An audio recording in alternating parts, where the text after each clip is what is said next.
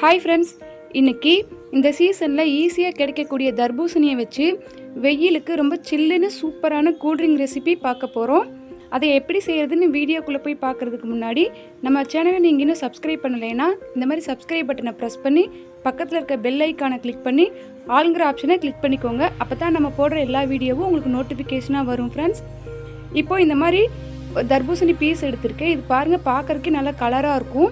இந்த அளவுக்கு கலர் இருந்தால் தான் இதில் ஸ்வீட்னஸ் வந்து நிறையா இருக்கும். இப்போ அதை குட்டி குட்டி பீஸாக இந்த மாதிரி கட் பண்ணி எடுத்துக்கோங்க. நீங்கள் இதை டெஸ்ட் பண்ணிவிட்டு உங்களுக்கு ஸ்வீட் தேவைப்பட்டுச்சுன்னா திரும்பவும் நீங்கள் சேர்த்துக்கலாம். நமக்கு தேவையான அளவு சர்க்கரையை தர்பூசணி கூட இந்த மாதிரி சேர்த்துக்கோங்க. நான் இன்றைக்கி வந்து ஜூஸர் எடுத்திருக்கேன். நீங்கள் மிக்ஸி ஜாரில் கூட இதை சேர்த்துக்கலாம்.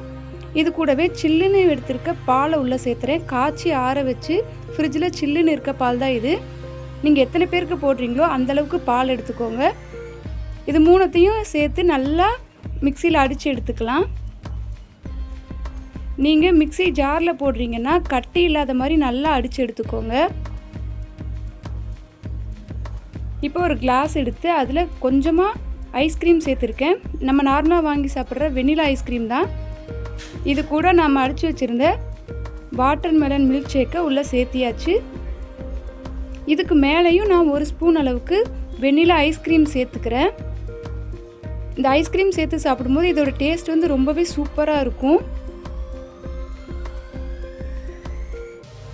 இப்போ இதை நல்லா கலந்து சில்லுன்னு வச்சு குடிக்க வேண்டியதான். இதை ட்ரை பண்ணி பாருங்கள் ஃப்ரெண்ட்ஸ். இந்த வாட்டர்மெலன் மில்க் ஷேக் ரொம்பவே டேஸ்ட்டாக இருக்கும். ஈஸியாக ரெடி ஆயிடுச்சு. இப்போ அடுத்த ட்ரிங்க்கை பார்த்துடலாம். அதே மாதிரி தர்பூசணியை குட்டி குட்டி பீஸாக இந்த மாதிரி கட் பண்ணி ஜூஸரில் ட்ரான்ஸ்ஃபர் பண்ணிக்கிறேன். விதையெல்லாம் ஒரு அளவுக்கு அதை எடுத்துருங்க. இப்போ இது கூட கொஞ்சமாக புதினா இலை சேர்த்துக்கிறேன். அதிகமாக சேர்த்துக்கூடாது, கொஞ்சமாக சேர்த்துங்க. இது கூடவே லெமன் ஜூஸ் வந்து 2 ஸ்பூன் அளவுக்கு எடுத்து அதையும் உள்ளே சேர்த்துக்கிறேன். இப்போ உங்களுக்கு வாட்டர்மெலனில் சுகர் கம்மியாக இருந்தால் அதுக்கேற்ற மாதிரி சுகரை நீங்கள் ஆட் பண்ணிக்கோங்க. இப்போ இது எல்லாத்தையுமே நல்லா அடித்து எடுத்துக்கலாம். கட்டி இல்லாத மாதிரி இந்த மாதிரி நல்லா அடித்து எடுத்துக்கோங்க. இப்போ ஒரு கிளாஸில் ஐஸ் க்யூப்ஸ் போட்டிருக்கேன். இது கூடவே நாம் அடித்து எடுத்த வாட்டர்மெலனை உள்ளே சேர்த்துடலாம். அவ்வளோதான் ஃப்ரெண்ட்ஸ், பாருங்கள், சூப்பராக ரெடி ஆயிடுச்சு.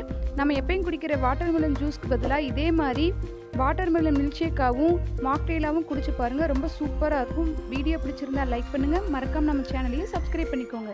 தேங்க்ஸ் ஃபார் வாட்சிங்.